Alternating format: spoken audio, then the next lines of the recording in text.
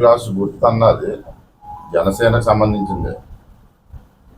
మనకి అది నచ్చక మనం బయటికి వెళ్ళిపోయినప్పుడు మనం గాజు గ్లాస్ గుర్తు తీసుకోకూడదు. బాబు గారు చెప్పినట్టు నాకు జనం ఉన్నారు, లేకపోతే నాకు ఎవరన్నా ఓట్లు వేస్తారు అంటే వేరే గుర్తు తీసుకుని ఆ గుర్తు మీద మనం వెళ్ళాలి. మనం ఆ గుర్తు తీసుకుంటాం వల్లే మనం మోసం చేద్దామనే ఉద్దేశంతోనే ఆ గుర్తు తీసుకోవాల్సి వస్తుంది.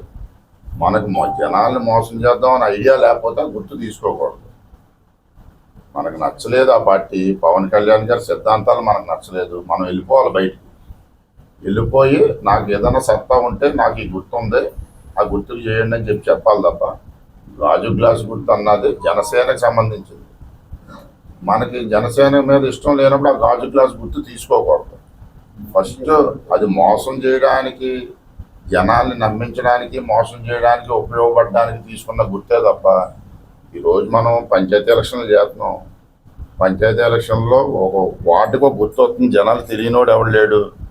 అతనికి ఏమీ గాజు గ్లాస్ గుర్తు తీసుకున్నంత మాత్రాన్ని ఓట్లు పడిపోతాయి అన్నవి కూడా ఏమి లేవు.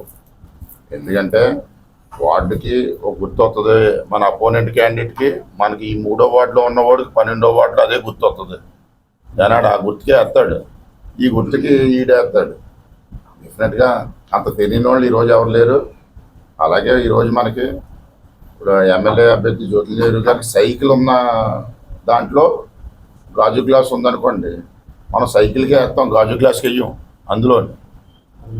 అదే ఎంపీ దాంట్లో గాజు గ్లాస్ ఉంటుంది, ఎంపీకే వేస్తాం, అది గాజు గ్లాస్ అందులో ఉంటుంది, అందులో సైకిల్ ఉండదు. అలాగే వివరం ఏ గ్రామానికి ఆ గ్రామాన్ని మనం చెప్పుకుంటే డెఫినెట్గా ఓట్లేమి పోయే పరిస్థితి ఉండదు. ఏదో